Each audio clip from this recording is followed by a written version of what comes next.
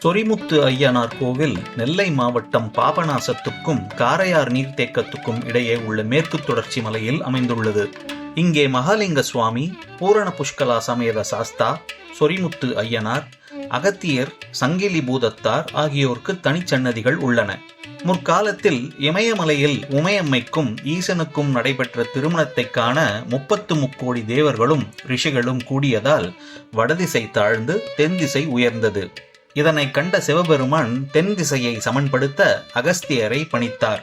ஐயனின் கட்டளையை ஏற்ற அகஸ்தியர் பொதிகை மலைக்கு வந்து தாமிரபரணியில் நீராடி ஓரிடத்தில் அமர்ந்து தியானத்தில் ஆழ்ந்தார்.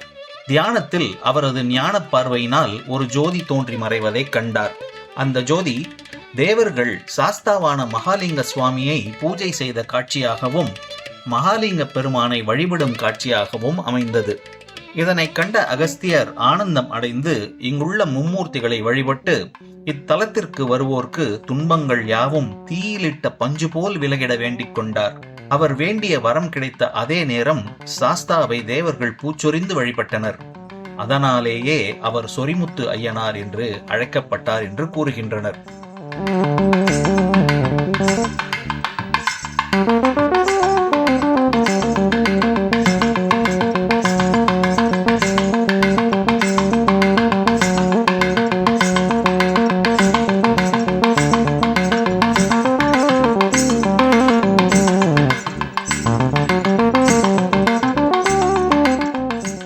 முற்காலத்தில் சுமார் 12 ஆண்டுகள் இந்த பகுதியில் மழை பெய்யாமல் பஞ்சம் ஏற்பட்டது. அப்போது அகஸ்தியர் ஒரு ஆடி அமாவாசை அன்று புனித நீராலும் மலர்களாலும் சாஸ்தாவிற்கு அபிஷேகம் செய்தால் வறட்சி நீங்கும் என்று கூறியதாகவும் அவ்வாறே செய்து பஞ்சம் நீங்கியதாகவும் வரலாறு உண்டு. அக்காலத்தில் பொதிகை மலை பகுதிகளில் வணிக வியாபாரம் நடந்து வந்தது. பல ஊர்களில் இருந்தும் மாட்டு வண்டிகளில் வியாபாரிகள் இங்கு வந்து ஒன்று கூடி வியாபாரம் செய்து வந்தனர். அப்படி வருகையில் மாட்டின் காலடி பட்டு ஒரு இடத்தில் ரத்தம் கொட்டியது. அந்த இடத்தை தோண்டி பார்க்கையில் சொரிமுத்து ஐயனார் மகாலிங்க சுவாமி தென்பட்டதாக வரலாறு உண்டு. அதன் பின்னர் இந்த பகுதி சிங்கம்பட்டி ஜமீன்தார் வசம் சென்றது. இக்கோவில் சுமார் 800 ஆண்டுகள் பழமையானது.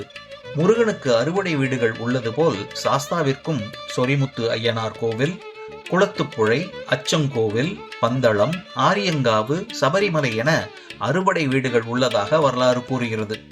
சபரிமலை சாஸ்தா கோவிலை விடவும் சொரிமுத்து ஐயனார் கோவில் பழமையானதாகும்.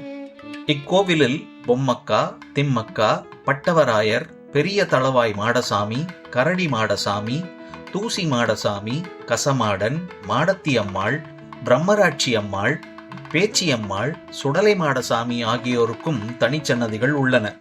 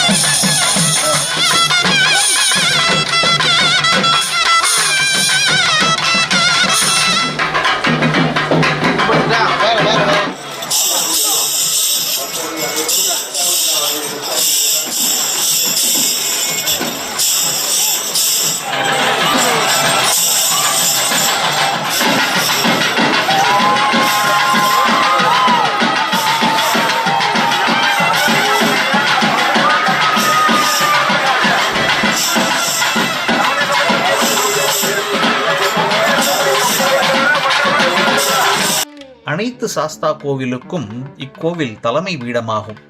ஆடி அமாவாசை அன்று இங்கு லட்சக்கணக்கான மக்கள் கூடுகிறார்கள். பங்குனி உத்திரமும் இங்கு கோலாகலமாக கொண்டாடப்படுகிறது.